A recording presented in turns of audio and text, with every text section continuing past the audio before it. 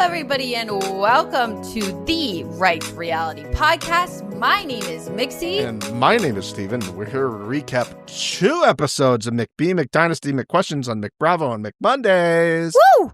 Episode 6, Never Seen a Rock So Big. And Episode 7, Bitches Be Trippin'. Oh, I'm sorry, Nashville Hot.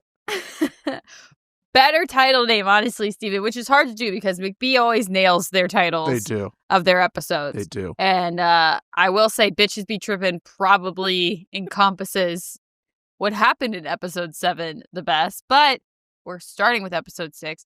Guys, if you are new here, we are doing a double feature of McBee Dynasty, McBravo. We're doing episode 6. There'll be a little break, and then we'll do episode 7 all in one video for you. So there was a lot that happened. Mm-hmm. We got a lot of storyline in these 2 episodes. To be honest with you, episode 6, I'm going to title it the snooze of the season so far. It was a tough... Although it was very informational. Yes, it was tough to kind of rebound from last week's episode. And they had that incredible epic reset previously on. Yeah, uh-huh. But that was a real tough act to follow. After they, again, showed us everything that happened. And then they have to try to, like, make do with that. I was like, this is going to be hard to accomplish. And they didn't know. We did learn from that, though, Mix. The one nice thing in previously on, that Steven had blocked Callah's number that day. Yeah, but I guess they both blocked each other. I was like, let's go. Progress. Well, we'll get there. Yeah, I mean, this episode started, and when they said, she's gone, I was like, are they finally actually broken up? Now, fast forward to today. Yeah. Steven does have a new girlfriend. That's right. I sent it to you. So it's this country singer. She's beautiful and seems super chill and cool. Stunning. So I'm curious if this is the final straw or if there's more breakups that are going to happen in between. Because I don't know if you noticed, but they did say she's moving to Dallas. And there was a massive no acknowledgement of who's paying for that move. Because literally, 4 days prior, Christy had agreed to pay for this move. So I don't know who's paying for this. I tend to think as Mama McBee, who I'm always on Mama McBee's side, by the way, until episode 7. Okay, same. Thank you. That Mama McBee is acting kind of like a mob boss in a way, where she's like, I'll pay to get you out of my son's life. What do I got to do in order to make this go away? She sat down with Galena to do that exact thing. Like, I'm willing to eat it. Yeah. For you to be out of my son's life, because this ain't good, okay?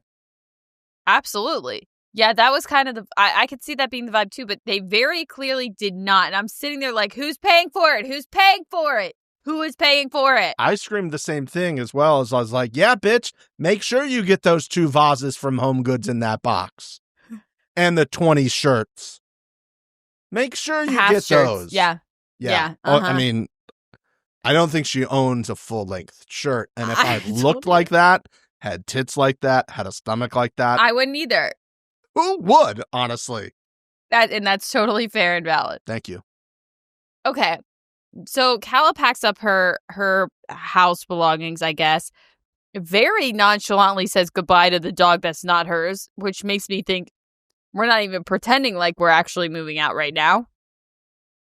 You know what I mean? Like, if you lived with, even if you know it's not your dog, you live with a dog for how long were they together? 6 years? 7 years? Off and on 17,000 times, I think was the official number. Yeah, like you're sitting down with that dog and like giving it a goodbye. Sobbing on the way out, right? Yeah. She knows she'll be back. She knows she'll be back. It was tough. That whole scene was a little hard to watch. I do feel bad for her. I do think that she did try to a certain extent. Okay. I also think that he isn't the most like emotionally available person, considering his father exists. I also think she wants to live a certain lifestyle, and he cannot provide that lifestyle based off his role at the place. I think she wants to have this like lifestyle in Kansas City, in this big city, and do things and go out and have fun and spend money and live this. And he's like, my dad be absent, and even when he ain't be absent, I have to take care of this farm, and I can't be like living in Kansas City or Dallas, like going out and spending money. I have to take care of this business that's $8 billion in debt, allegedly. With no fix in sight, by the way, but we will get there. No, and just, maybe add something onto the business later on. That's just going to add to the potential debt. And I love that for them. Now, that's what I call business. Business. What does his mom do? Why doesn't he just get into that? Concrete security or whatever? And exteriors. Exteriors. Yeah. Technological exteriors. Lots of exteriors and concrete. Yep. Galena's back. Missed her. Thank God. We missed her a lot. And then I got mad. Okay. Because I know what they're doing, and I don't fuck with it. Okay. What are they doing? Galena comes in a sick-ass jacket that Steve commented on twice, by the way. It was a sick jacket. Sick jacket. The waitress comes over and says, would you like to see the drink menu? We have wine. We have all this stuff. And she goes, no, I'm good. Fuck you guys. You didn't need to add that in there. I know what you're doing. Fuck you. Let Galena have some goddamn wine. I was so pissed. I was like, get the wine. Order the wine. Order the wine. Don't order the wine. Noon wine o'clock, bitch. Get the wine. Let's go. Let's have a fucking breakdown again. Come on. Do we know what day this was? Was this supposed to be an actual work day? Probably. Okay. I mean, Okay. do they... The biggest question mark in the world is what day of the week it is. We never know. What time it is. We never know. Why are they out at dinner again? Don't they both work on the same plot of land that they live on? I'm not following. I don't think these restaurants are anywhere near where they live and work as well. It is just one big cluster, which honestly, I appreciate. Like, I don't want to, I like, sometimes I don't want to know everything. Sometimes I just want to be like, where in the space-time continuum are we right now? And can I still hang out here for a little bit longer? I'm a little upset because I feel Galena was on a fantastic bender that resulted in numerous car breaks and chickens dying. And we were on an upward trajectory. Again, us, not her, but us. She was going down. We were on a steady stream up. And then I think that something happened where, I don't know if production tried to get her to do something. Something happened because all of a sudden we're coming to Jesus. We're not drinking wine anymore. We're totally fine. This is unaffecting us anymore. And also, we want to sit down with Christy? No, I don't think we do. I think production is making us sit down. This is what I'm getting at. Yeah. Fuck this. Give her wine back. Why? If anything... Respectfully, I don't need Galena and Christy to, like, mend whatever. And to be honest with you, Christy clearly doesn't fucking care anymore. I don't think she wants to deal with it. Give her all the wine. Also, shout out to the PA who also worked on Joe Millionaire, who was working hard on this episode, who had to put the big piece of tape off on the Pepsi logo in the background of this shoot. And I was like, God, Joe Millie's back at it again. We finally marked off a brand name in this season. Too big of a brand to make a deal with on this show. They saw the first season. They're like, we don't want to be associated. No thanks. No thanks. We're good. Who owns Rockstar? Well, maybe Pepsi. They're like, listen, you get Rockstar. You don't get Pepsi. If you know anything about the type of people who drink Rockstar, they like to mix it up. It is Pepsi. It's Pepsi. I know. They like to mix it up. They get after it. They might be, You can have a subgenre, but you can't have the main. You can have a subsidiary, but you can't have PepsiCo That's not allowed. Okay. Rockstar is for a certain sect of people, not Red Bull people. Red Bull people are not Rockstar people. They're two different types of people. Yeah, they are. And they're not monster people either. Monster people are very different and unique. I want to know what they did to Galena. Did they shoot her up with something? Like, did they drop a Xanax in one of her wine glasses and now she's just constantly being Xanaxed out? Like, this is not Galena. She looks a little Xannied out, doesn't she? She does. Yeah. She looks like she's glazed over and just going through the motions. I'm sorry. Let this bitch break a couple more pans. I loved that. This was my favorite part. Well, that's hard to say because there were so many. This is what I love about the show. Is just when I think I have a favorite moment of the show, they give me another one and then another one and another one. And I started by being like, oh, this is great. This is fantastic. She's out at lunch. Look at her thriving. And then later when we're at Jesse's house and we learn Masha's car's at the house mix. Yeah, because they're hiding it from Galena. Cue what we have to show every episode is the Inquisition about Galena beating the shit out of the car. We said it last week. Every episode's got to make it in. We didn't get it in 7, unfortunately. We didn't get it in 7, but I think that's the first time we haven't gotten it. And it's the same thing. They literally just copy and paste the same clips. Steven being like, you sure you didn't? You sure you didn't? No. Nope. Didn't do that. What we're not talking about is that prostitute. You take care of your whore. Bring her back. I don't know what you guys did to her. Stop it. Yeah. Okay? Stop it. Give her a couple shots on the way into film. This is bullshit. And just like let her live. Let her live, laugh, love. Okay. Come on. Do you want to know what my favorite part was of this episode? Was it the return to Arthur Bryant's? You bet it Hell was. Yeah. Oh boy, did I love us going to Arthur Bryant's. There was so much good shit there. Break it down for us, Mick. So good. As soon as he says, is he on the phone, I think, with Jesse or somebody, and he's like, yeah, I'm going to Arthur Bryant's. Seems to be an issue with the brisket. I'm go, oh, we're still pretending Arthur Bryant's. Oh, there was a problem with it? Brisket. Okay. What was it this time? So I laughed so fucking hard. And again, this is exactly the same shit I said before when it could have been an email. How are you guys not having some sort of like quality check? Like how much fat caps to keep on? How is this not a conversation that was like an email or even a text, a photo of what it needed to look like? Something. You know what it sounds like to me, Mix? Sometimes people just like to have a plan. And sometimes the owner of the operation just likes to do things and not inform the people about those things until it's 6,000 pounds of brisket have already been made lean. You know? How do you... What? You did what?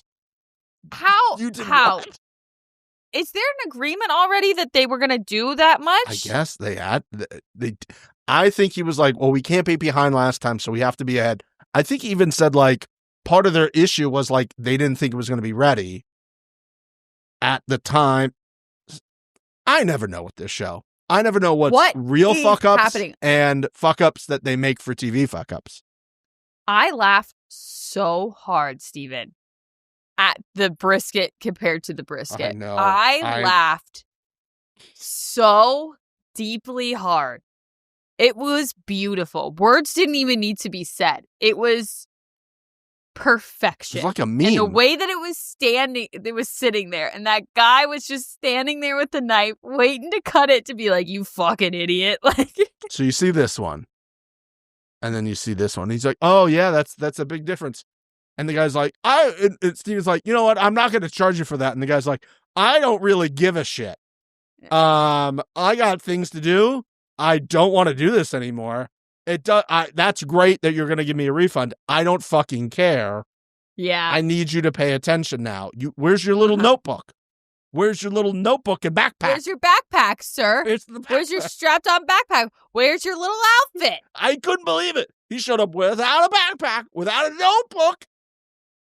And without the outfit. Couldn't believe it. I was honestly disappointed. Disgusting. Disgusting. And to top it all off, he walks out of that place with such a determination. The way he walked out of that place, and I'm sorry, it had to be this week. I knew it.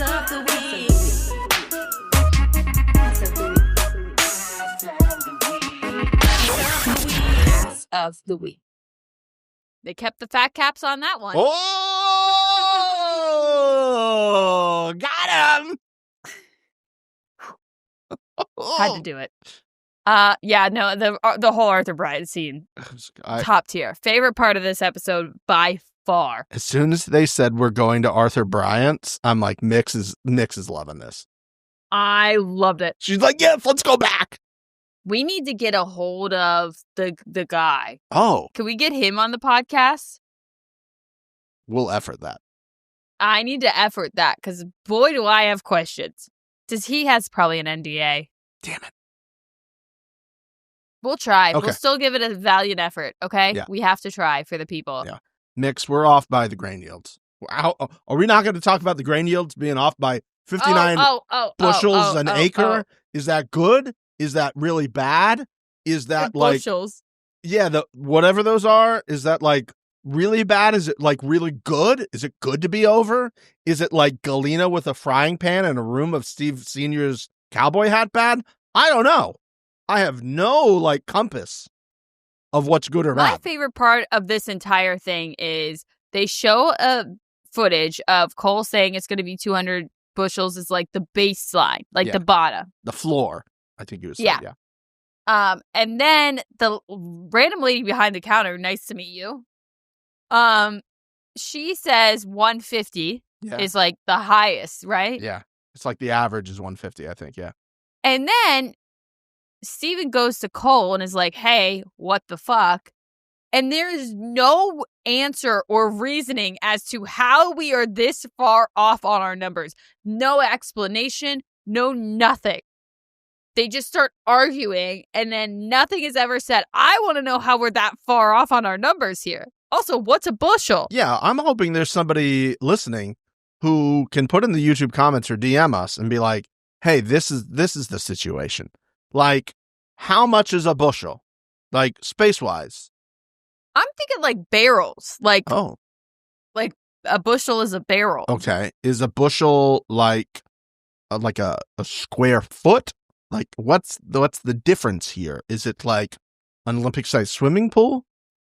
Is it small enough that if I'm off by 50, it's understandable? Because if it was 50 Olympic-sized swimming pools, fucking crazy, okay? Like, what's the difference? Can I just look at land that has good drainage, by the way? I don't think we're discussing the drainage enough.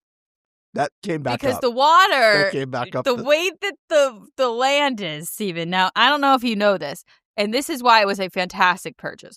The way that the water runneth off. Oh. Off of the. There's a great drainage system. Are you saying there's a good grade to the land for you could say that. You could definitely say that. There's a couple bushels of grade. I don't know what we're talking about. Yeah. Is a bushel relative to the size of the land? So many questions from McBee. So many questions. Zero explanation of anything. Yeah. Give me a graphic of bushel. Let me connect. Would be great. Okay. I want to understand how much farther in debt we're about to be by this massive miscalculation. Yeah. Then Cole decides, okay, I'm going to go on a baby moon. As soon as he says baby moon, I'm like, Steven's going to freak the fuck out. Bad timing, my guy. Apparently everything's bad timing lately. We'll get into that. But Cole decides that he's going to go on a baby moon. Yep. So now Steven's pissed about the bushels and he's pissed about this baby moon. And Cole hits him with a top tier comeback. Now, Mini Pat McAfee is not the brightest bulb in the shed, but My God, can the guy nail a comeback? He crushed this. He said, I forget what Steven said. He said something like, do not care about your family or whatever. And Cole was like, I want mine to work. Whoops.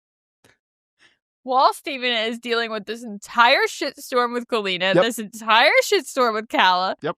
The fact that they're in debt and he's like, I'm gonna leave. I want my fucking girlfriend to like me, bitch. They're like going back and forth at the thing, and he's like, you thought you could put your nameplate on my door, and little Matt Packery looks at him and is like, yeah, it would look better. It would look better.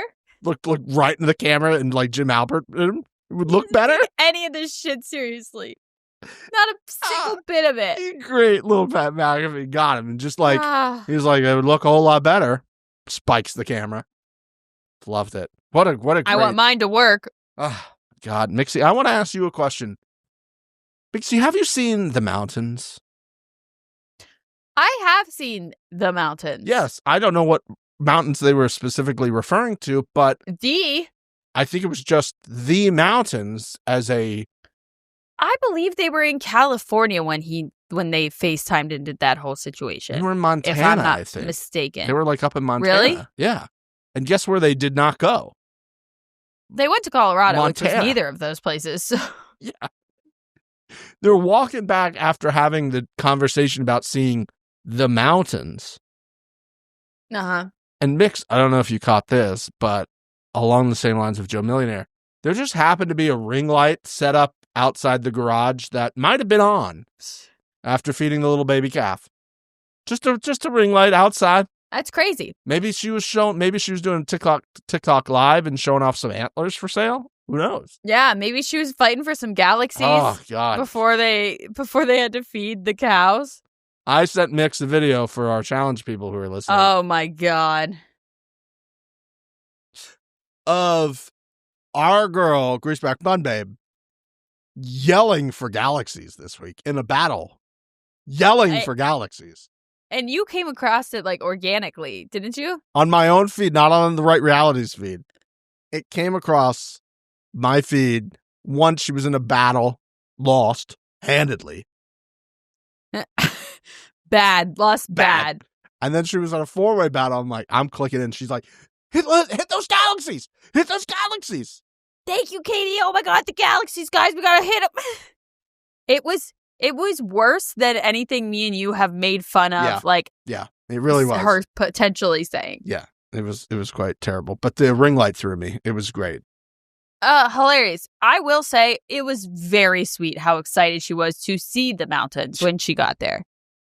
She was excited for the mountains. And honestly, I'm sad she did not come back with a sweatshirt that just said the mountains. The mountains. Yeah, that was the miss. I just needed a t-shirt, a hat, a beanie that just said the mountains. Well, the onesie and the deer antlers. I was like, please be antlers on the table when he left that gift for her.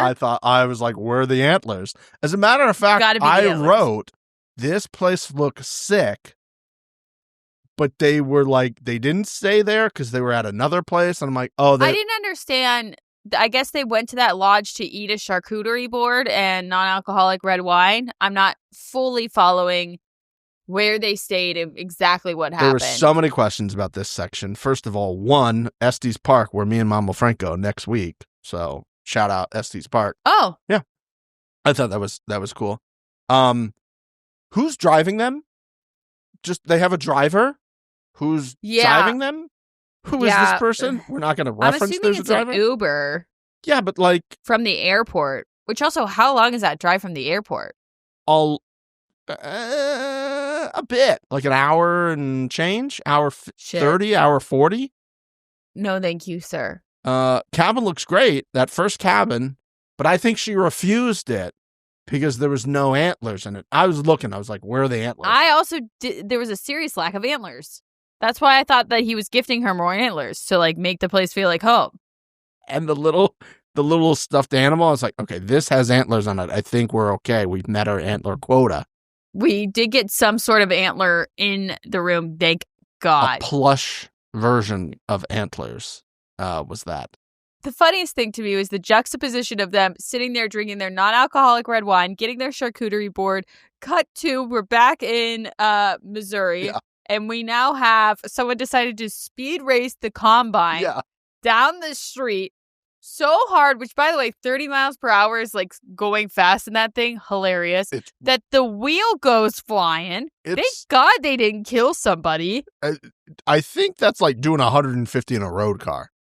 Okay, because that is what there was a serious lack of whoever the driver was being like scolded. I wish that they had shown that, because that person can't have a job anymore, right? Yeah, it's either, the thing I find interesting about this is it seems like all this equipment, which cost a lot of fucking money, is always not working. And what the fuck? If I'm paying $200,000 for a combine, I think they're like $1 million or something. They're a lot. That's what I'm talking about. It should never break down. I should never have to deal with a tire flying off out of nowhere. I mean, they're always like doing something to these things. I'm like, why are these not built well? Should these be built overseas? Because it seems like those things ain't breaking down. Well, the thing that got me a little annoyed was Steven's like, see, this is what I'm saying. Cole should be here. Quite honestly, that's not Cole's fault at all. And Cole, what do you think? Cole's going to put the wheel back on? That wheel is like 3 Coles high. Yeah, His wheel. So you think he's just going to like... He can't have stopped that or done anything about that. So like...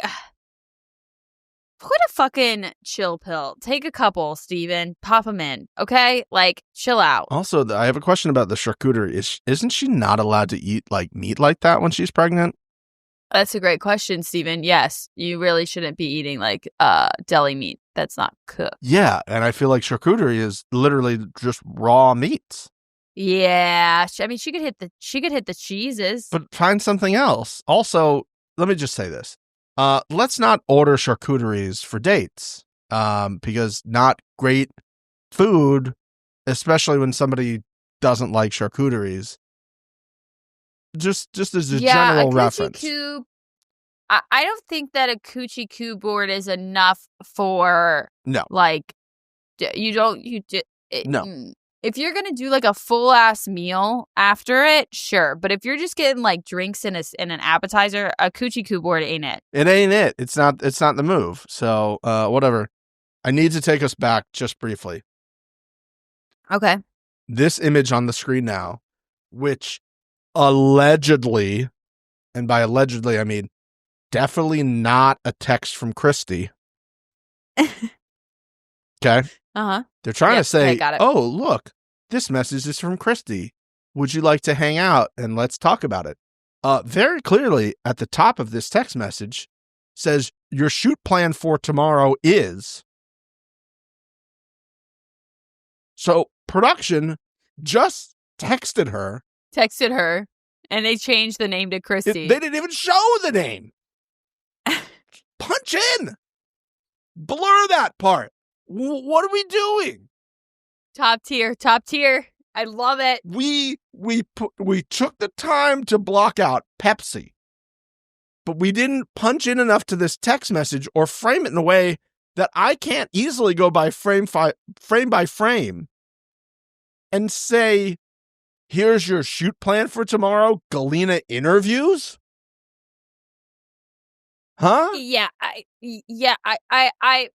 Unless that's a massive miss. Unless Mama McBee is an EP on this show and she's doing the call sheets. She could be the concrete for production, okay? She does listen.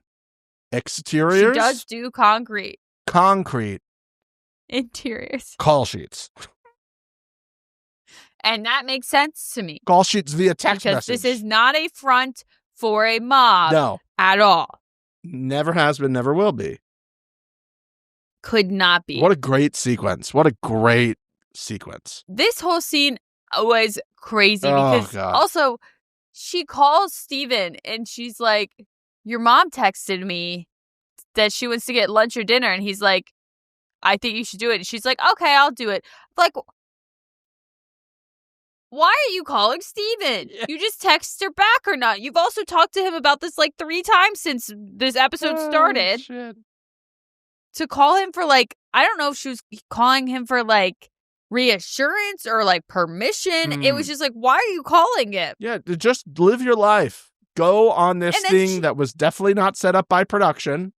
And to really nail it home, I need you guys to have the most awkward hug handshake humanly possible. It was great though, because I do think that Galena was using this to like try to make herself feel better, because she said something along 100%. the lines of like, I want to give you like my side of the story, and Chrissy was like, no, I'm good. You're not gonna get that. You don't get to do that. Yeah. That's not what's happening. What? Because she spent like days practicing in the mirror how she was gonna like try to twist, because she knew. Everybody knew she knew. She was aware. It happened for years. She was aware. Can you imagine a scenario where Mama McBee hears her side and is like, you know what? I get it. I'm on your side now. I understand why you did this to me for years. You ruined my family, broke us apart, led my kids to have a life that I don't want them to have. But you know what? Yep. I get it. It's all resolved, girl. Don't worry about it. Oh, now that you happen to be in this scenario, you realize how much it fucking sucks. Yeah, her being like, and now that like I'm in your shoes, this is like really hard. And she's like, uh-huh. Yeah. Which, the idea that you would have to go through that experience to understand how shitty it would be. Insane. So insane. Again, this is one of those times where I'm like, I want to live in these people's brains. I do too. How do you like justify in your head? The Lulu world that you're just like, I'm crying. It's so funny to be like, you know, they were definitely not still married. They were separated. And everybody's like, no, they were still married. No, they were still married. And Chris even said that too. She was like, we were not divorced until we were divorced. Like there was issues in our marriage, but we were not together until we were not together. The old photos of Galena too, who shockingly look exactly like Masha. Yeah. I was like, oh shit. Steven, I swear to God, there's a special tab on this mail order Russian bride site that they just every couple of years refresh and then they hit buy again. Oh, yeah. It's like Amazon. Hey. Yes. It's been 3 years since you purchased X. Would you like... You should probably re-up. Yeah. Yeah. You know what? He probably is on the subscription model. It saves money over time. You know? Also, for her to have been like cleaning his house and her house, like this is copy paste Masha situation. Like we aren't even just scratching on like the took your man situation part of it. Like every single bit of it. Yikes. Last thing I want to touch on before we go to episode 7. Cole and Casey are having their little moment with their coochie coo board. Yeah. And he says one of the funniest things that I think he's ever said. Oh, my goodness. He says, I don't know about you, but I kind of want to be with you forever. I laughed so hard. I laughed so fucking hard. I have tears in my eyes right now thinking about it. So funny. You are having a baby with her, dude. You live with her. And you said, I don't know about you, but I kind of want to be with you. This is what you say to somebody when you're like starting to like them. And you're like, hey, I don't know about you, but I'm starting to get, a couple feelings for you. I don't know how that hits you. And they're like, you know what? I kind of like you too. Not somebody you've been with for 7 years and is pregnant with your child. That's about to shit your child out. I don't know about, you know what? He's just a loving guy. I don't know what to tell you. He's a wordsmith. He's an absolute wordsmith. I laughed so hard. I don't know about you, but I kinda want to be with you forever. This is just like those videos we saw of him on the podcast. Yeah, the spa. He got a spa. They went and got spas. They got spas. He said, oh, we went and we got spas. And Steve Jr.'s like, no, that's not how it goes. You don't get spas. He's like, well, we went there and we got spas. No, you can't say it that way. That still doesn't work. It's not a verb. It's not a verb. You're right. It's not a verb. So fucking funny. It was great. I want to talk about one more thing here, which is honestly the thing I've been saving and I'm most excited about. I'm going to put the image up here on the screen so everybody can see it. This is the food that came out. Last week we talked about the salt and pepper grinder. This is the food that came out. Okay? Mm-hmm. This chicken on Mama McBee's salad looks undercooked. It looks pink in the middle. I'm worried for her safety. Also, the waitress on her hand has the number 5150, which looks like she's trying to get tattoo removed. And in case you don't know what that means, that is a mental health code hold. They literally will say, hey, we have a 5150, which is a Baker Act, which is basically the police can hold you for your own well-being because you're having a mental episode. So when my undercooked chicken is being put down, I definitely don't want it from a woman who's got a 5150 tattoo she's removing. Respectfully. Well, and also, didn't Galena order a beet salad? Gross, There is disgusting. not a single beet on that salad, though. I didn't see a single beet. Throw it to the sun. And you're going to get the beet salad? Like she goes in there all the time and gets the beet salad? I'm sorry. Why is that on a menu? Farming area. They probably farm. That shit dyes your mouth red as hell. Like that's how you hide the wine. That's how you hide the wine you're drinking. We figured it out. Genius. But you're gonna go to this woman who you stole her husband from. Talk to her about why you did it with your mouth bright ass red. And Mom McBee's like, hey, I need you to get your shit together. Get the fuck together. I need you to get your shit together. I understand you can't create a business like mine where you do exteriors, interiors, concrete. You can't handle all of that. Maybe you could do interiors because you used to clean. So you were good at that. But don't think you're just going to step out here and do exteriors and concrete. Like, this takes years. There's levels to this game. Okay? Absolutely. So hilarious. Funny. We just leave. She put that thing down. I saw the chicken didn't look cooked. I paused. It was like 5150. What the fuck? Are they, by the way? Yeah, where is this? Where? Because I never want to go. I'm good. I don't need this. I'll skip dinner, I get it. We're all trying to learn and grow and become different people. But place it down with the other hand. Or restaurant, maybe send a different representative to the table. Yeah. That would have been a better move for sure. Maybe that was the best rep they had there. I don't know. It could have been. It's the only one that didn't have like heroin needles sticking out of their arms still. Who knows? Put it down. There's just tracks everywhere. That's the end of episode 6. Episode 7, I'm so excited to talk about. We have Boss Man's back. Completely not even teeing it up at all. We're going to Nashville. All the bitches are pissed. The bitches be tripping. I can't wait to talk episode 7. We're going to have a little ad break and we'll be right back. See ya. Thank you for listening to words from our participating sponsors on YouTube. We appreciate that. Mixie, we're back. Episode 7, which we improved the name of. Yeah. To Bitches Be Crazy. Bitches Be Trippin'. Bitches do be tripping in this episode, left, right, and center, but they called it Nashville Hot instead. And I think it's because it's technically supposed to be about the seasonings that they're adding to their meat box, which I don't remember. And I probably should have looked at this before we started. Not on the site. Journalism. I was going to say, I don't remember any seasonings being a part of any of this. I'm also going to take this time to say, I feel like we should do a taste test. We've been talking about it.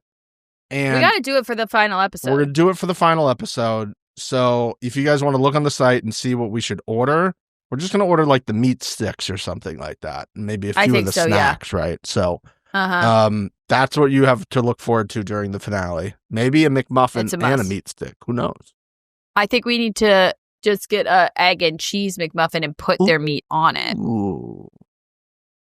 Make it a McBee McMuffin. Oh, a McBee McMuffin. McDeliciousness, maybe.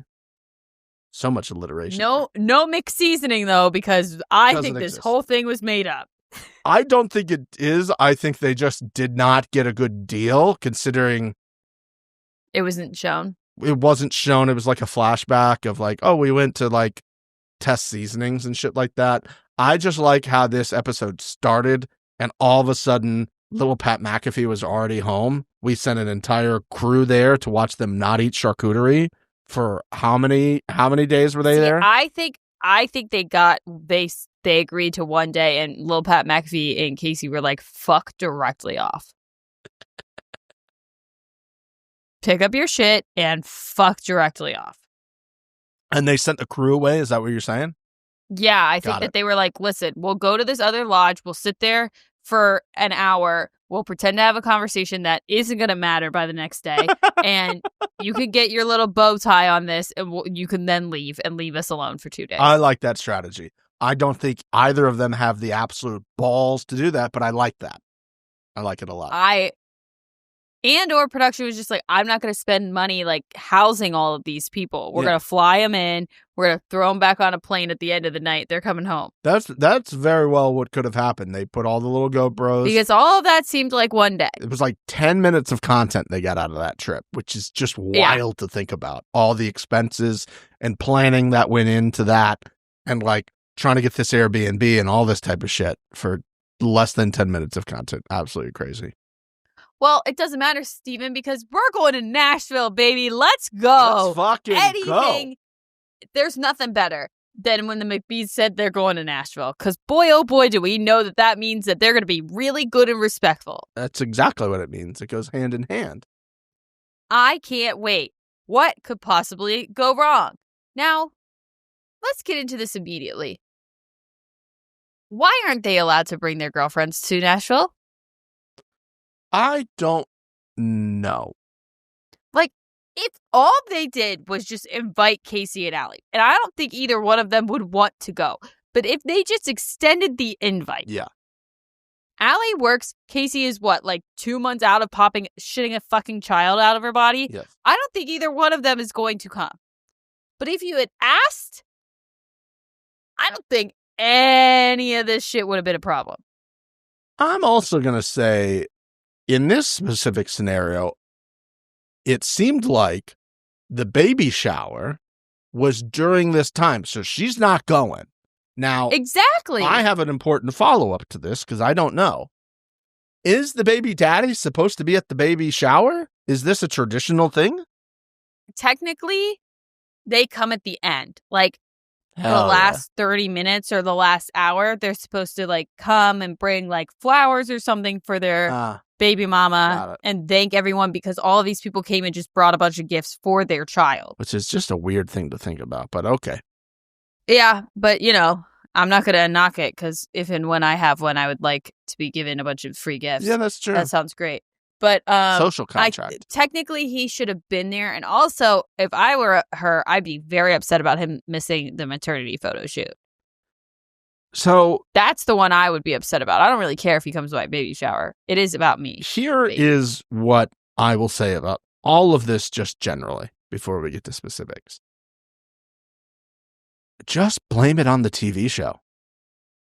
Hey, do you think they did? I don't think they did. I think they were trying not to be like, hey, they're wanting us to go there. Like, I do think Steven did have a meeting for these seasonings. I think that was a real thing. And totally. I think that Nicole was like Jesse do not need to be there. Just like they were doing for the whatchamacallit, for the meat, right? That was a real thing that they were trying to do. And they're like, we'll film you doing this because we need stuff to do. And then Steven's like, well, I'm single now. I might as well just stay in Nashville. You guys want to come? And be like, and then we'll like, and the show's like, hey, what if you just stay in the Nashville house? We'll have you guys going out. That'll be fun and shit like that. And Steven's like, yeah, sure. And the other guys are like, I don't know if I can do that. Which, okay. But blame it on the TV show. Just quietly be like, hey, I don't want to go, but you know, all this stuff they're making us do, I don't really have a say in this. I feel I'm like sorry. they probably did. But then these, but be they careful. these. Then they can't be pissed because this is also paying them money right now. Well, I don't disagree with you, but that is a 100% logical, non-emotional way of looking at it. I'm sorry. You're right. You're right. That's on me. That's on me. First off, to me, 2 weeks out on the wedding, for Jesse to go out and do a bachelor party, I don't see that as a problem at all. It's not There's a problem. really not a ton of stuff that you can really do that close to the wedding anyways. Like, things have been buttoned up for quite some time. I would hope so. What's he going to do? If she would have given a specific thing like, hey, you were supposed to go get these things. You were supposed to do this with me. Like, you just can't say it's 2 weeks before the wedding. I'd be like, wouldn't he be having a bachelor party anyway right now? He didn't have one from what we've seen as well. And also, Allie, in these last few episodes, she used to be a lot more chill and laid back. And he's like, you know, what else do we have to do? And she's like, well, you've done nothing. And I'm like, oh my God. Okay. She's like, you did propose, so you did that part. And I'm like, oh. And she was really cool last year, but I know they're giving her an edit, but she's giving a lot of material for the edit. She is. It's giving Bridezilla, and I'm not a fan. Now, Casey, on the other hand, she's very pregnant. I get it. She has this maternity shoot. She has this baby shower. Her being upset, I slightly understand. Again, I agree with you. Just say it's for the show and call it a fucking day. Or invite her. She can't come. There we go. You've invited her. Done. But to bring mom into the house, and the three of them are just shitting on her sons, by the way. Yeah, that's true. That's true. It's not Casey's mom. And she's not like... Or Allie's mom. And she's not like, well, you know, they're trying. She's like, yeah, I know. They shouldn't be doing this. They're absolute assholes. And Casey says specifically, I don't want to be married to Steve McBee. And Chrissy says, yeah, you don't. Respectfully, I understand that parenting is a 50-50 split, but you can do something to not make your children like that. Instead, you're literally agreeing with her. That their dad sucks, and like you don't. And that they're acting like their dad. They're not. They're not. Not as like bad. It. Not from, at least from what we've seen. Not this season. Season. Yeah, sure. Last season. But they're not cheating, right? From what we saw this season. Last season, Cole made out with a chick. Yeah, but she wasn't pregnant. It was a girlfriend. That they had a flashback. Well, okay. Well, it's sure. Right. Okay. She wasn't pregnant yet. So, yeah, whatever. You're just living with me. You know, we've been together for a while, but, you know, I get drunk and I make out with people. They hate me for it. I'm sorry. What am I supposed to do? Not live my life. I love the line where Casey says, Cole is most like his father. Quote, hold on. I'm going to make sure I get this exactly. Quote, Cole is most like his father. They both love women and they both love attention. End quote. Are you describing all men? Have you met men? I know you live in a small town. I'm sorry. No, I'm not being an ally. All straight men love women and love attention from women. From women. So yeah. I don't know who's been telling you what, but it feels great when it happens. Okay? Especially if they're good looking. Yeah. Even uggos. It's great. Okay? And you're in Nashville and you're in short jean shorts and you got the cowboy boots on and you're fucked up on whiskey. And you got TV cameras, so the bitches are going to be like, hey, what's up? Uh-huh. Then we find out, hold on, this is it keeps getting better. Then after this, like, three-way just shit fest on these men, we find out Galina and Masha are coming to Nashville. Phenomenal. Which, by the way, so they say that Galina and Masha are coming. I write down, holy shit, they're both coming. Please tell me Dad's invited. He is. Apparently, we buried that lead. Then later, when Dad is sitting at dinner, Masha's blowing up his phone. Then later the next morning, he apparently doesn't know that Masha's there. But again, at the very beginning of this whole timeline, Okay. they specifically say Masha and Galena are coming. Now, here's the thing. I knew this might come up. So I did some journalism, and Thank you, Stephen. When we got to the later scenes where the boys get home, and the girl's just sitting on the couch, I go, "This looks familiar." Pause. Well, yeah, no, it is the same. It's the same setup. It's the same fit. It's the same setup. So clearly, Mama McBee, after she had that blow up with Steven later, was told, "Hey, this is our shoot day. We're going to need you to go over there and talk about the trip like it hasn't happened yet." And they're all already pissed off because he didn't call her, FaceTime her. Yeah. What's her name's been pissed this entire fucking season. And Mama McBee just basically got like put in her place from Steven Jr. So they're all amped up, just shitting away, just being like, "Yeah, we all agree, right?" And like the crew's like, "You guys are fucking crazy, but okay. Keep rolling. More. Hey, Mama McBee, is there anything you can say to maybe entirely discourage and discredit your three sons?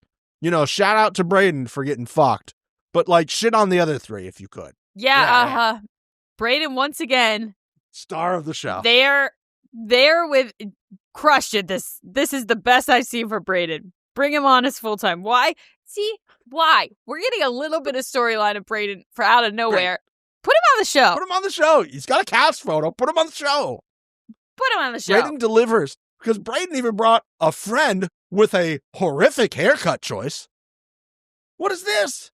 Friend, with the boots on the ground and the sticky boobs. You see the sticky boobs she left on the ground too? Sorry, I was referring to his male friend that he brought to the place. Oh, I'm referring to the female friend. That was great. They just called her a friend, and they clearly didn't get her to sign a waiver because they didn't show her face. Never showed her. Hell yeah, she did not want to be a part of that shit. The visceral scream, fist pump, let's go I had when we figured out it was Brayden who brought somebody home. It was like it was my brother.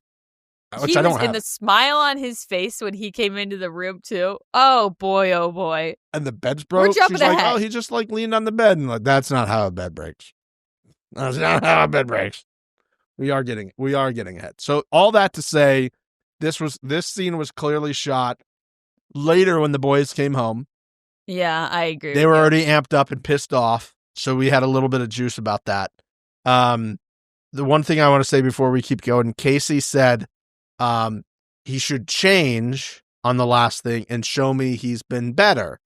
And then to which I said, what better test than letting him go to Nashville? Other than Temptation Island? Nashville. Right? Hey. I agree. If you just told me all this, I should not have to worry about you going to Nashville. Let's see how it goes. Here's my general take on all of this. If you are this worked up and concerned about your significant other going on a 2-day trip with his family, you should really deeply consider your relationship. Bingo, bingo, bingo, bingo, bongo. Preach, sister. This is what the kids do, right? Yes. Is it 2 fingers or is it? I don't know. I don't know, but I think it's. I could understand a little bit of concern and worry, but to sit there with your future sister-in-law, maybe, and your future mother-in-law, and shit on these people for this long and this aggressively, if you feel this strongly, you should have A, wrapped it up, and B, not been there anymore. Agreed, co-signed, print it, post it on top of the announcement of the baby shower from Microsoft Word. Put it right on top of it. On the bathroom with tape. Misaligned. I love it. You said it so well, Mix. I couldn't believe it. I'm like, you clearly have a problem with these men. You don't trust your men. Don't be with these men. That's an issue that, like, if you can't fix that. Sorry. And this has clearly been a problem for quite some time. At a certain point. Anyways. No. It's fine. I've had the same take recently with Brittany from The Valley / Vanderpump Rules, and everybody's like, "Oh, poor Brittany! Like all this stuff happening to Brittany." I'm like, I don't feel sorry for her. Bitch knows she was signing up for. Everybody in the world was like, Jax, no, is on cocaine all the time, and he's been horrific to women. Cheated on all of them. Cheated on you, and you're like, yeah, but I won't get married and make beer cheese things and sell them in stores. And then he's a piece of shit. And we're like, huh? What? Oh, poor Brittany. No, not poor Brittany. People got to learn their lessons. Yeah. At a certain point, you can't just be like, oh, wham, poor me. You have also been a part of this decision-making process, okay? This guy, you've been together with this man for 14 years, and he just proposed last year in front of the TV cameras. And he's getting nervous and doesn't want to do anything for the wedding. Maybe he doesn't want to be married. Just a thought. He's also scared to ask you for a prenup. Hello? You can't even whatever understand that he has to be next to the farm for work, where you need to be somewhere else for work. Hello? And this is like a just now conversation you guys are having. Okay. Moaya? Okay. So, they're at the house, they unpack whatever, wake up the next day, sure, cool, dandy, fantastic. All of a sudden, we're at dinner. We see none of the whole reason that they're there, which, as Steven has stated, probably because it didn't work out. Yeah. Or nothing exciting happened, or both. But all of a sudden, we just jump to Boss Man is walking in the door of this restaurant. And I'm like, what? It's a Boss Man sighting. At this point, I'm thinking we're just going to see him. Thank you. We're acknowledging that he's there. And that's it. But there's not going to be, any conversation about it, right? We can't hide him at the birthday dinner. Exactly. The way that this table is, especially with who's showing up, we have to acknowledge he's there. That's and all I thought we were getting was the gas Boss Man sighting that came out of my body. Yes. Mixie, I'm going to try to reenact it for our YouTube followers right now. Here we go. Okay. I'm just sitting here watching the screener. Boss! Boss Man! Steve Sr.! What is he doing there? Did the cameras catch him? Was he not aware? See, I thought it was just going to be like a little Boss Man is here because of this big business deal we're about to do. Yeah. Also, he kind of said something along the lines of he was living in Nashville. Did you catch that part too? I did not catch that part. He said something like, I've been here for a while or something. I'm excited to go home and be a spur under your saddle or some fucking country ass shit that he said. Maybe he's living in Nashville while they're filming. So he's make sure probably he's out of the way. He's out of the way. Yeah. Because of this FBI investigation that we keep might dancing be living around at that house, which is their house. That's what I'm thinking. Yeah, that makes it makes sense to me if he was.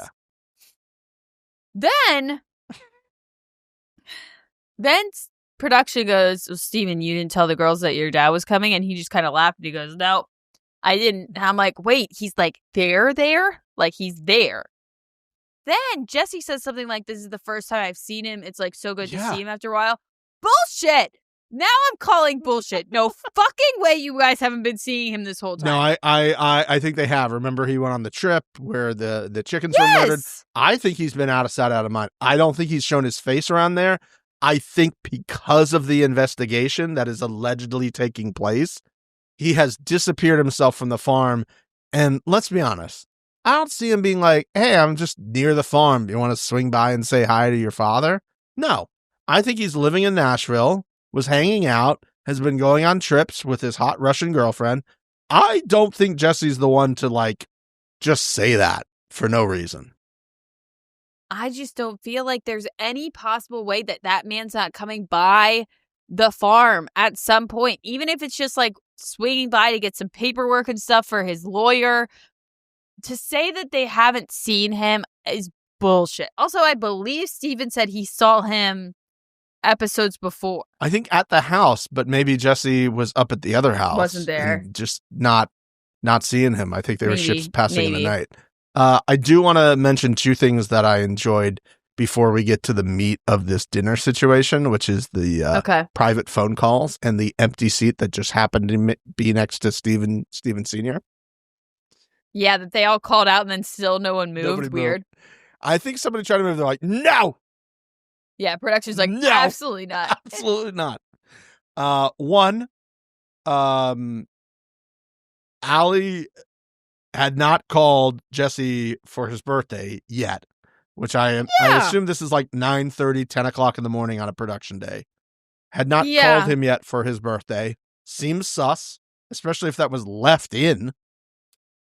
Yeah, weird. Diabolical. I also was like, really? Diabolical choice. Also, with the amount of money and stuff they have, if I were her, I would have like sent like a breakfast. Something. Like a bunch of like breakfast burritos for the house or something for the morning. Something.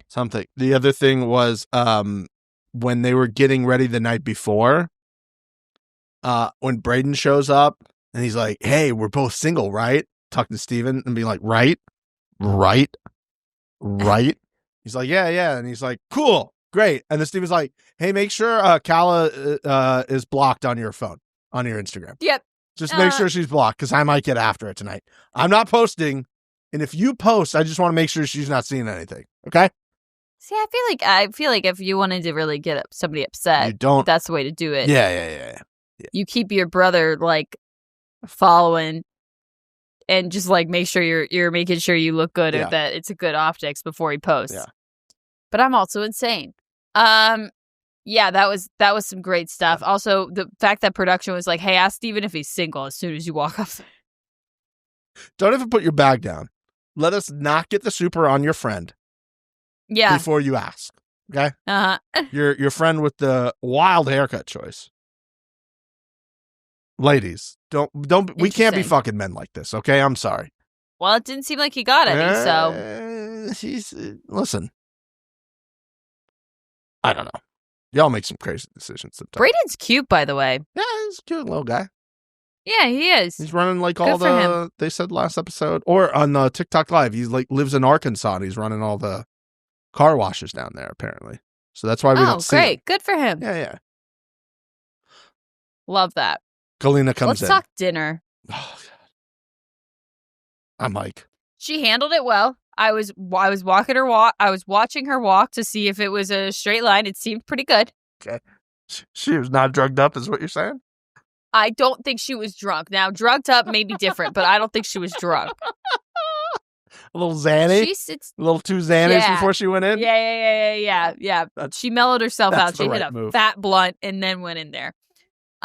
Would you smoke a blunt with Galena? Oh my God, would I smoke a blunt with Galena? Are you kidding me? Absolutely. Galena, come to LA. Come to LA. Yeah, let's hang out. Mix will smoke a blunt with you. I'll smoke a blunt. We'll eat so much bone marrow. Bone marrow fucking rocks. All right. An invitation is on the table, Galena. We will see you soon. Whenever you want. She sits down. She's very awkward. Lots of looping laughs again. They love to loop her laugh. It's a good in laugh. These edits. It's a great loop laugh. Absolutely diabolical move from Steve Jr. here. Right in front of Boss Man, ask Galena how the talk went with her mom. Or with his mom. Do you think Boss Man knew about this convo before this point? Oh, I'm sure he's known all of this. I'm sure he's CC'd on all of these emails of production schedule. He knows everything that's going on. Okay. Absolutely. But also, the way that Steve Jr. said it, like he kept looking down and stuff, production was like, you gotta do it. You gotta ask the question, Steven. Ask the question. And what I know about him is he is the one they can go to and be like, these are the things we need you to do for this show. And he's like, okay. Yeah, he's going to do it. I need a season 3. I got to take care of this. I got to make money for this family. How else are we supposed to sell meat snacks? Organically? Yeah. And seasonings? Gross. What do you think? I'm just getting seasonings to sell on TikTok Live and not on the store? Who would do such a thing? Yeah, he didn't want to ask it. Galena answered in a very strange way, and then fucking this guy I swear to God, like, his only goal in life is just to be the worst. Because it's the only thing he's good at. For this fucking asshole to sit there and say, and I quote, glad everybody was able to adult up. You little motherfucking bitch. What a bitch-ass piece of shit you are.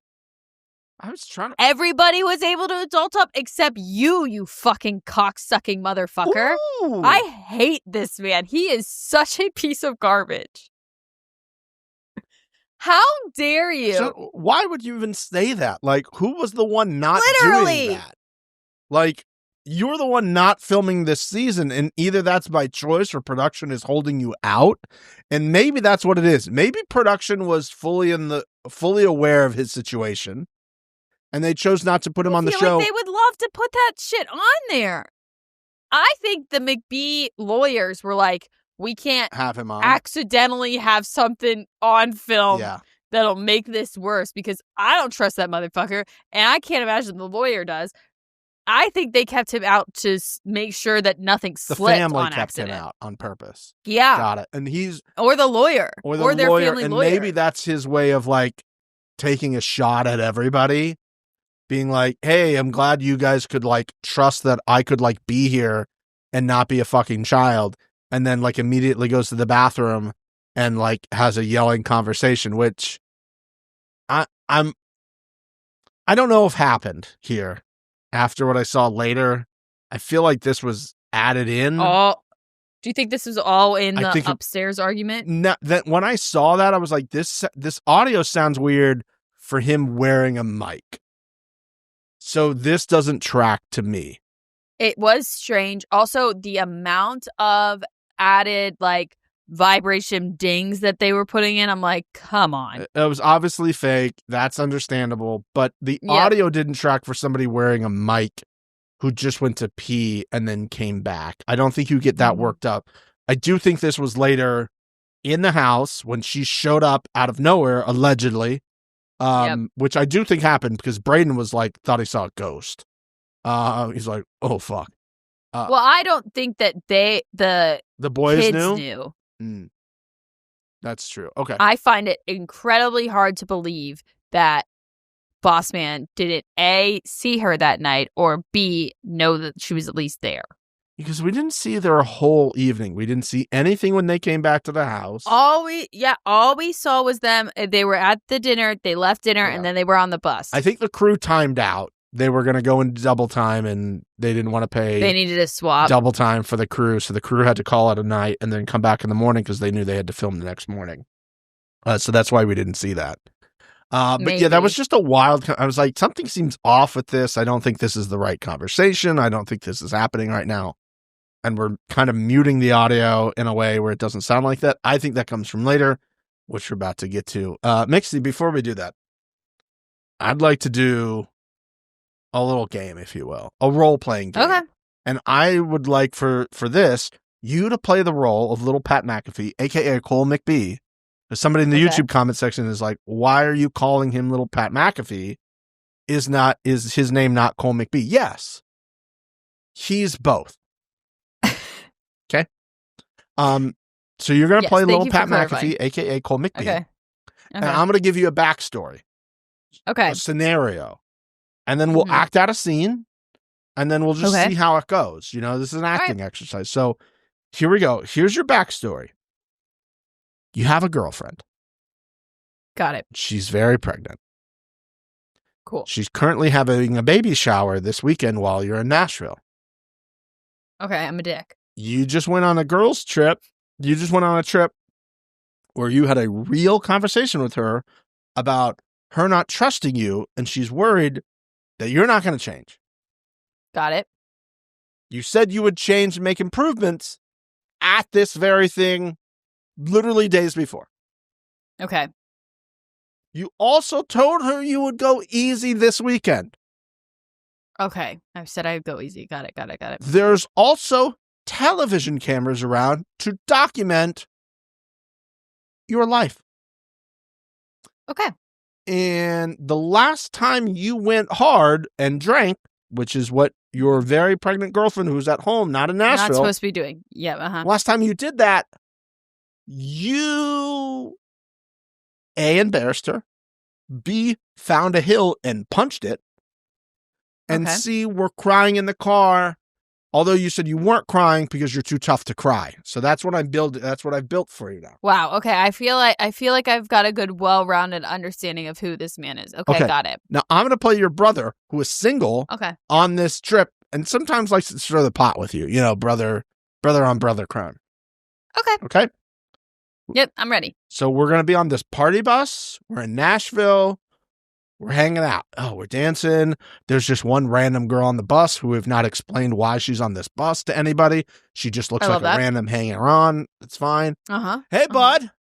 I think you should do one more night. One more time. I think you should go for it. I'm going to go hard no matter what. Damn. I don't think that's what you should have said, though. I don't think. I'm going to go hard. No matter what. Well, maybe. I mean, I gave you all the scenarios, so I actually think you got it right. I think, you know, your pregnant girlfriend who's at home, who's not here, didn't want you to go hard. Expressively said, "Don't go hard." But you know. Yeah, but you started by saying that I was cold, McBee. Oh. So, yeah, you did get it right. Hey, congratulations. Yeah, good job. I did it. Oh. Wow, I nailed that. You said that. I was like, oh, shit. I laughed so hard. Yeah, I don't give a fuck. I'm going to go hard no matter what. I'm Cole McBee, bitch. Yeah. Throughout this whole thing, he kept mentioning, like, I told her I wouldn't go as hard. I told her that I would, like, be chill. I'm not going to get that drunk. She asked me not to get that drunk, to not be around a bunch of women, and to call her when I got home. And I did none of those. Not a one. As he's, like, drinking a beer, he's like, yeah, I'm not going to drink that much. Like, as it's in his hand. Okay, buddy. Thanks. Sure. Amazing clips of them throughout the night out in Nashville. Classic McBee's out in Nashville time. Was interested in the women that Steven was going for. They were much of the older crowd. They were. Nice cat. It was quite a decision. Yeah. And I will leave it at that. We really did not see a lot of Nashville because it seems like they were good. Sure. And then we cut to the morning. There are boots on the ground. Boots on There are ground. sticky boots on the ground. There are. Which that would have been more of the focus for me, not the heel boots. But sure, Steven, whatever you say. I don't think he knew what that was. He's been with somebody who hasn't needed those in a long time. Does not need those. Yeah. He's just like, somebody left some chicken cutlets on the ground. I didn't even think we had that. You know what I mean? Yeah. For him to do the rounds with the boot was it was great. I think it was once again a production move. Mm-hmm. And I also think all of them knew it was Braden. Yeah. There was, I'm going to sound like an asshole. There's a little bit of me that wanted it to be little Pat McAfee. Just a little bit. You know that there would have been so much more, like in the trailer, Casey crying. And that's why I don't watch those. No. Because I don't want to see. Yeah, I know, but I knew that there was no possible way that they, and also this would have been like episode 9. Yeah. You know, they would have built that shit up for then. I did love that Cole wakes up and he goes, fuck, I didn't call her. He also had 24 missed calls allegedly from her the day before. Well, when he was sitting out there, he's like, I got so many missed calls, and Steven's like, put that shit in your pocket. Here's the thing. As a girlfriend, I will say, all I would want is like hey, we're having fun in Nashville, miss you, and I'm like, I'll text you when I get home, get some sleep. Like, some sort of check-in is all I would want. Like, I am alive. Yeah. I am still thinking about you, and that is good for me. I'm alive. I'm not blacked out. And I haven't grabbed a titty yet. Exactly. Like, just a little, Cole. XOXO. Exactly. Okay. Yeah. That's his version of that. It was sick, though, on Casey's part to be, like, full glam, tits out, belly out for the FaceTime call, being like, yeah, I'm good, what's up, what do you want? How can I help you? And I was like, she looks hot, right? And he's like, yeah, looks good. How are the photos? And she's like, mm-hmm. Yep. Yeah, sorry I didn't call. Sorry. Hey, sorry. Also, 24 missed calls, though. That's what I'm saying. That's We've hit. That's crazy. It is. It absolutely Let's is. not say, like, him not texting. Like, she could have been like, hey, Steven, haven't heard from him. Can you let me know? Is everything fine? He's not answering his phone. Or Jesse. I agree. Somebody, but 24 missed calls. Do you think they were all from her? Like, I could see some of them being Christy. I could see some of them being Allie. I could see some of them being fucking Kala. Maybe. But, like, we're calling? I mean, if they're this all... feels like a group that texts each other. They're not calling all the time. I agree. And there's got to be, like, a group chat with all of them where one of them's like, hey, we're in Nashville. Everything's good. Miss you ladies. Have a good evening. Something. Yeah, like Jesse's not messaging Allie, hey, I realize, like, maybe all the stuff for the wedding's already done that I didn't do, but I know you hate me, and you don't want to live at the farm, but we're going out now. We'll see you later. Thanks for the birthday wish. Just kidding. Thanks. Yeah. For my birthday. Remember, it's my fucking birthday 2 weeks before our wedding, and I haven't had a bachelor party, but God forbid I don't just sit at this farm and fucking rot. I don't disagree with you, Steven. We're getting there. It was okay. So we start with the boots and the sticky boobs. Find out Brayden brought a girl home, broke the bed. Hilarious. Then pumped for him. Masha is posting selfies on Instagram, clearly in Nashville, and Boss Man's like, she's here. Oh, what? Do it again. She's here. What? And Cole's like, why are you lying about this? Which I also wrote down. Why lie about this? Mm-hmm. Why? He clearly knows she's there. And also, they saw each other. I feel strongly that they saw each other.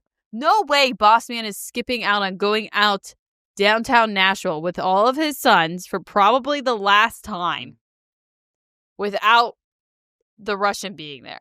Then we have smashed windows. Okay. With nothing being stolen. And I go, Galena? No. Probably Mosh. Yeah, and I would have immediately gone to, like, the other cars in that complex and been like, did somebody just come through and knock all these? Was this a neighbor who hates that they're there and causes problems and they were up late and he goes, I'm just going to go break some fucking windows? Like, there's a lot of open-ended questions that I don't feel comfortable enough saying it was her, but boy, do I want to say it's her. I feel more confident just because of the drone shots of that neighborhood. It seems like a nice area of Nashville. It's not like they just, like, gentrified one house that's true. In a bad neighborhood. You know what I mean? So it doesn't really seem like the type of place that there would be car break-ins. And there also was the truck, another car, and then Boss Man's car, and only the truck and Boss Man's car got hit. So it seems very calculated to me. But that also makes me think she knew she was hitting allegedly Steve Jr.'s car. Well, I think that she's aware that they're not, like, a huge fan of him dating Masha because she's causing issues with Galena. And maybe she's getting a little crazy and thinking that they're, like, taking Galena's side on things. You know what I mean? Especially because Steve and Jesse were the ones that showed up with Galena for this horrific try to make everything okay meeting that happened. And I wonder if she knew that Galena was there for the work trip. She 100% did. So maybe part of that thing, because I remember part of that phone call in the bathroom, allegedly, I thought he was saying, like, don't fly down here or something like that. Yes, that is what he said. And also... So that kind of tracks that maybe he's smart enough to, like, take his mic pack off somewhere and whoever the sound person is realizes that and runs and, like, puts a boom into the door to pick up what he can pick up. So maybe that is what happened. Maybe. I don't know, but that's what it was hilarious either way. It was incredible. This is why. And then she walks in a baby T McBee farm tank top. Hilarious that they have those. Classic that they have those. Says, I'm going to go upstairs to drop my bags. Everyone's like, Okay. Okay. Okay. Goes upstairs, screams at Steve Sr. for what I can only assume was 15 minutes that we got cut down to about 15 seconds. That could have been 30 minutes for all we know. Then comes back downstairs with the bags that she said she was going to drop and turns around, gives a middle finger up the stairs. Iconic. And then goes downstairs. She's awesome. She's awesome. Should she come to your blunt party? If I'm going to give Galena first dibs. Okay. She's earned it. If Galena allows it, I will allow it. If she doesn't, I'm sorry. It's Galena's call. Okay. Just an amazing. And then what a they sequence leave. What an absolute sequence of events that took place. She just shows up, goes up the thing, yells at him. He comes down. Amazing. Pretending like nothing happened. And like, there's times where like the boys have friends there, and I'm just like, one of these guys is just like, oh, I just thought some of this was for TV. Like, this shit's really going down. No, I mean, their father is an absolute moron. And he's like, all right, I gotta go. Again, we all know what's happened. Just be a fucking, talk about adulting up. It was great. Bitch. It was great. He doesn't want to piss off the wrestlers, nor should you. Like, well, he doesn't have enough cowboy hats that he can just sacrifice. That's to fair. frying pans, okay? He's got the one that I'm thinking this is the end of the episode. We're ending it on everybody comes home from Nashville. The girls are pissed at the boys. Whatever. Fuck this. Who cares? We then go back to the same coffee shop that they were able to get licensed for episode 1 or 2 or whatever that was, that Cal and Galena went to. Steven and his mother are going to the coffee shop. They are. She gets the largest drink. And he's like, you know how... He was upset because he's like, you know how much sugar's in that? Well, and also she said, don't judge me. Yeah. And then as she's sitting down, she goes, no way I'm going to finish this. I was like, you ordered a large. He's probably like, Mom, you shouldn't order that. You know how much like fucking sugar that's in that thing? Yeah. I'm all about health. Yeah. And then Christy goes on the first rant that she's gone on that I aggressively disagree with. First time me and Mama McBee have not agreed this whole season. She seems very down to earth and very got her head on straight, but this was a stretch. Again, they are adults. If everybody else in their life can't comprehend that they could possibly go do something, like they're making their own decisions. They're doing their own fucking thing. To get mad at Steven, this is terrible timing. Fuck off. Thank you for saying it exactly like that. Fuck off. Fuck right off, Mom McBee. You can't put your brothers in positions like this. Oh, I'm sorry. Am I my fucking dad? Fuck right off. Absolutely not. No, this is a wild statement to be making. They are adults. They could be standing on the street with 15 naked women walking by. Is that the 15 naked women's fault that they look at them? No. Also, we're putting into the same category Jesse, who it's 2 weeks before his wedding. Like nobody ever gives a fuck? On the face of the earth has like had a bachelor party 2 weeks before the fucking wedding.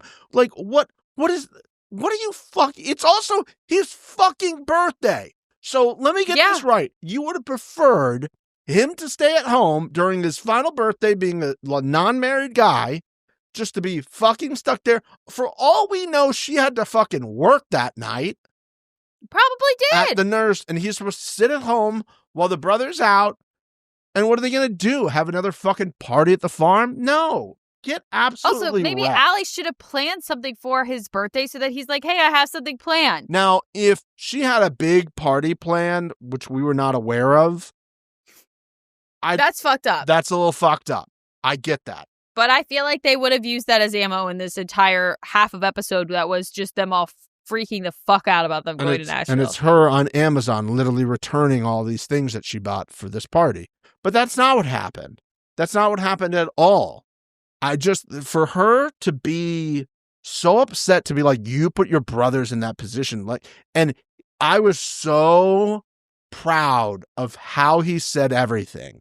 Like, what am I supposed to not have a fucking social life? I'm supposed to be a fucking hermit. I'm single for the first time because I cut rid of this person you said was a fucking cancer to our family. All hated. And I'm supposed to just sit here being this fucking good looking and not do anything. I also made a meeting to continue to try to save the family company from the debt our piece of shit father put us in. Yeah, I'm doing everything possible. Meanwhile, you know what you're doing? You're doing concrete and exteriors.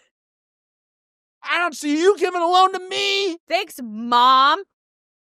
And she's like, I think you're just grumpy and taking your frustrations on Kala out at me. And I was like, I was pissed at this. How dare you, man?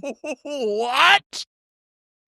Also, when she got up, she was like, you're not going to speak to me like this or something like that, which, by the way, I did not think he was being rude to her. I feel like he was giving her the exact same energy she was giving him and was just hitting her with absolute facts, fucking strong-ass facts.